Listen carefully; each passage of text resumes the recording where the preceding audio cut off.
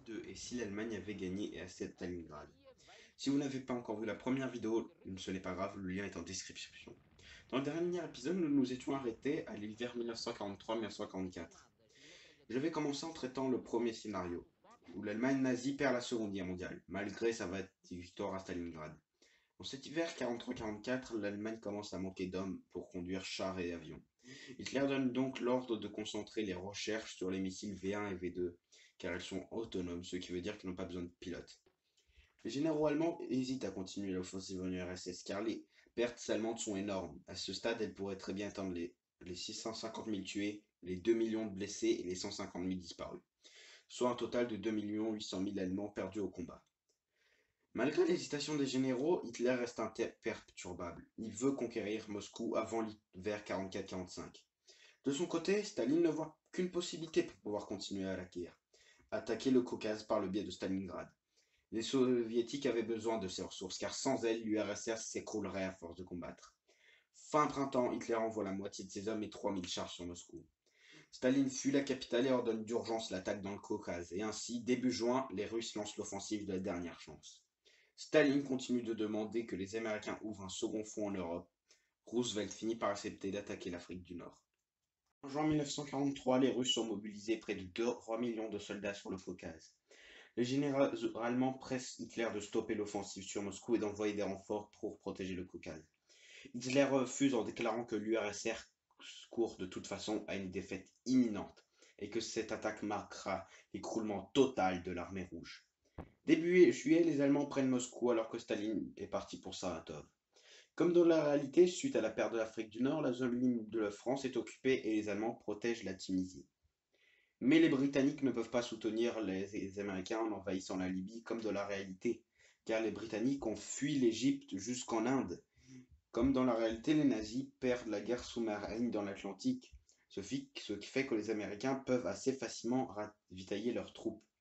Avec ce débarquement, plusieurs Français, Grecs et Yougoslaves et plein d'autres habitants de la côte méditerranéenne vont rejoindre la résistance. L'armée russe finit par percer le front allemand fin juillet 1943. Plusieurs généraux du front d'Afrique du Nord et de front de l'Est demandent en même temps des soldats. Malheureusement pour les Allemands, ceci est totalement impossible. Ils n'ont plus assez d'hommes. Dans le Caucase, Stalingrad est atteint par les Russes début août. Hitler refuse que la ville qui porte le nom de son rival soit reprise. Il décide d'envoyer des renforts, mais refuse de stopper l'offensive dans le nord visant l'Oural et l'industrie soviétique. Ceci s'avère être une grande erreur car la Wehrmacht n'a pas la capacité de combattre sur 3 fronts, celui de Tunisie, celui de l'Oural et celui du Caucase. Peu à peu, en automne 1943, les soviétiques guettent de nouveau le Caucase et son pétrole. Et là, on peut se dire que les Allemands n'ont plus de pétrole. Malheureusement, si, ils ont encore le pétrole du Moyen-Orient conquis par les troupes de Rommel. Par contre, les Russes ont de nouveau du pétrole et peuvent de nouveau alimenter leurs machines de guerre. Staline prépare ses nouveaux plans d'attaque. Il veut reprendre Moscou qui permet de ravitailler le pays tout entier. Il veut prendre Mourmansk pour pouvoir recevoir plus de matériel en provenance des États-Unis. Même chose pour l'Iran. Churchill, Premier ministre britannique, veut en profiter pour élargir le front et obliger les Allemands d'envoyer leurs troupes partout en même temps. Les prendre en sandwich, quoi. Ainsi, les forces anglo-canadiennes attaquent Dieppe. L'attaque fut un échec cuisant comme dans la réalité. Mais cette fois-ci, Churchill est déterminé à attaquer l'armée allemande. Pourquoi? Le caractère de Churchill faisait qu'il voulait absolument que les Britanniques fassent quelque chose pour aider à la victoire. Et sa pire crainte soit que la Grande-Bretagne soit laissée seule à la fin du conflit entre deux superpuissances. Mais contrairement à la réalité, elle ne peut pas attaquer par l'Égypte, car il n'y a plus de troupes. Donc la seule solution est de débarquer sur les côtes européennes. Churchill finit par choisir le port de Narvik en Norvège. Le débarquement aura lieu au début de printemps. En hiver, les Russes profitent pour lancer une attaque sur Moscou. Elle devrait aboutir avant la fin de l'hiver 43-44. Au début de l'année 1945, les Américains se sont embourbés en Tunisie et n'arrivent plus ainsi à avancer. À la mi-mars, les Britanniques attaquent Narvik. Le débarquement n'arrive pas à être repoussé à temps et un troisième front est ouvert contre l'Allemagne nazie. Churchill avait prévu d'ouvrir le troisième front pour montrer que les Anglais peuvent aussi attaquer seuls. Malheureusement, les Allemands sont pas mal nombreux dans la région, à peu près 250 000, et les Anglais s'embourbent dans une guerre de tranchées, eux aussi. Par contre, l'Allemagne est loin de pouvoir gérer trois fronts d'usure en subissant de lourdes pertes. En automne 1944, les Alliés repoussent les Allemands hors de Tunisie et débarquent en Italie en hiver de la même année. De leur côté, les Russes, malgré avoir repris Moscou, sont trop faibles pour lancer des offensives d'envergure pour l'instant. Ils devront attendre automne 1944 pour disposer d'assez de chars et d'avions. Côté américain, tout se passe ensuite un peu comme dans la réalité. Ils débarquent en France, pénètrent en Allemagne et Hitler se suicide. Sauf que les Russes sont en retard par rapport aux Américains et ne pourraient pas envahir l'Europe de l'Est et Berlin comme dans la réalité. Les Américains auraient sûrement pris Berlin, mais aussi la quasi-totalité de l'Europe de l'Est, excepté peut-être la Yougoslavie, la Bulgarie et la Roumanie. Les Russes ne pourraient en aucun cas rivaliser les Américains. Roosevelt, lui, devrait mourir à peu près à la même date que dans la réalité, en avril 1955, alors que les Américains se battent encore en Normandie et que les Russes attaquent la Biélorussie et l'Ukraine. Truman arriverait quand même au pouvoir aux États-Unis car les circonstances qui l'y ont mené n'ont pas changé. Ce qui ferait que la politique anti-communiste de Truman aurait commencé avant la fin de la Seconde Guerre mondiale. À la fin de la Seconde Guerre mondiale, il n'y aurait plus eu de superpuissance, mais seulement les États-Unis.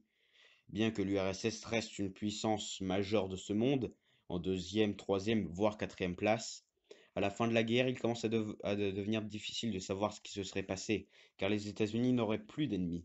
Par contre, la course au nucléaire et l'espace et à l'armement ne seraient pas arrivés, tout simplement qu'il n'y aurait pas personne à rivaliser côté américain. Maintenant, le monde est totalement différent. De une, l'expansion du communisme à travers le monde n'arrive pas, car il n'y a pas l'URSS pour financer les guérillas et les révolutions. Et maintenant, tout est flou. Il y a quelque chose qui sont sûrs de se produire, comme la chute de l'URSS, et peut-être encore plus rapidement par sa mauvaise économie. Mais est-ce que le communisme aurait gagné la guerre civile chinoise? Pas sûr. Est-ce que la Corée du Nord aurait pu survivre à la guerre de Corée? Encore moins sûr, car c'est la Chine communiste qui l'a soutenue. Et avec ça, c'est le monde entier qui est bouleversé par, à la base, une victoire nazie à Stalingrad. Passons au second scénario. Quand Hitler envoie l'offensive sur Moscou et que Staline attaquait de nouveau le Caucase en été 1943, Hitler décida de stopper l'offensive sur Moscou et d'envoyer des renforts dans le Caucase. En Tunisie, Hitler déclare que dès que l'Allemagne en aura fini avec l'URSS, il enverra de très nombreux renforts en Afrique du Nord pour repousser les Américains et les obliger à signer la paix. L'armée allemande tient bon grâce à la propagande de Goebbels, leur affirmant que le russe est à bout de force et qu'il épuise ses dernières armées. Début vers 1943, les Russes tentent une attaque après attaque, sans succès. En Tunisie, les Allemands tiennent bon grâce à l'hiver qui empêche les Américains de faire avancer leurs chars Sherman. Début 1944, Hitler redonne l'ordre d'une offensive sur Moscou. En été 1944, les Russes de tout le pays commencent à se révolter contre le régime communiste de Staline suite à la chute de Moscou et à l'anéantissement de l'armée rouge. Avant la fin de 1944, les Allemands auraient dû écraser les Russes ou du moins contrôler tous les territoires soviétiques jusqu'à la Sibérie. Début 1945, les révolutionnaires anticommunistes accepteraient une paix avec l'occupation de toute la Russie européenne, plus la colonisation de l'Oural. Les Allemands pourraient alors envoyer des renforts en Italie où les Américains viennent de débarquer. Le régime fasciste tombera en Italie car plusieurs des circonstances qui l'ont mené restent les mêmes, telles que la sympathie des Italiens envers les Américains et l'indiscipline de l'armée italienne. Mais contrairement à la réalité, Hitler a des hommes à envoyer en Italie pour protéger Mussolini. Les Alliés sont très vite surpassés. Plusieurs mois, voire plusieurs années devraient s'écouler avant que les Alliés n'acceptent qu'il n'y a plus de moyens de vaincre les forces de l'Axe. Car, comme l'a dit Roosevelt, nous n'accepterons la capitulation. Ou, comme l'a dit Churchill, la victoire à tout prix. Les Alliés tenteront tout pour vaincre l'Allemagne, même si c'est devenu impossible. Après, les conditions de paix restent à voir, comme l'indépendance de la France. Ce n'est pas sûr que ça arrive. Si Hitler l'aurait accepté, il aurait d'abord pris la peine de bien humilier et affaiblir la France. Le Japon aurait sûrement continué la guerre avec la Chine, même après la paix avec les Alliés. Le Japon en aurait profité pour demander des territoires à l'URSS, comme la Sakhaline ou la Mongolie.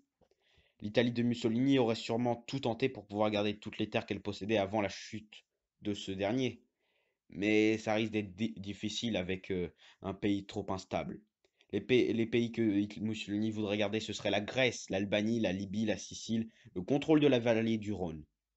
Parmi tout ça, je crois qu'une seule chose n'aurait pas été possible. Ça aurait été le contrôle de la vallée du Rhône. Les Français n'auraient jamais laissé passer ça. À partir de ce point-là, on commence à partir sur le scénario de la vidéo d'Alteris. Je mets le lien de sa chaîne en description. Une guerre froide aurait commencé à naître entre nazisme et capitalisme. Des crises de missiles auraient pu naître sur la frontière franco-allemande, entre le Japon et les États-Unis, entre l'Allemagne et le Royaume-Uni, etc. En ce qui concerne la bombe atomique, bien que les Allemands soient bien avancés sur le sujet, je ne pense pas qu'ils auraient pu l'avoir, car Hitler aurait qualifié cette invention de science juive. Malgré cela, je pense que l'Allemagne aurait eu une grande influence dans le monde, en contrôlant la quasi-totalité de l'Europe, la totalité de l'Asie, les pays d'Amérique du Sud étant quasi tous nationalistes, l'Espagne et le Portugal étant nationalistes.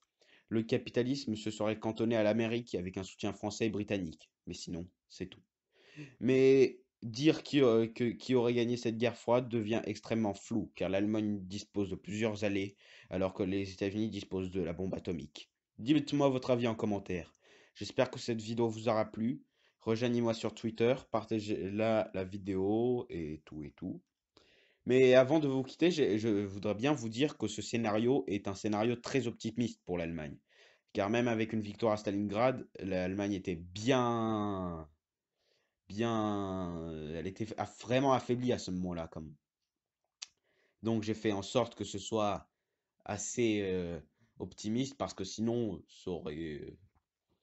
l'Allemagne aurait peut-être perdu à peu près comme dans la réalité. Sinon, ciao!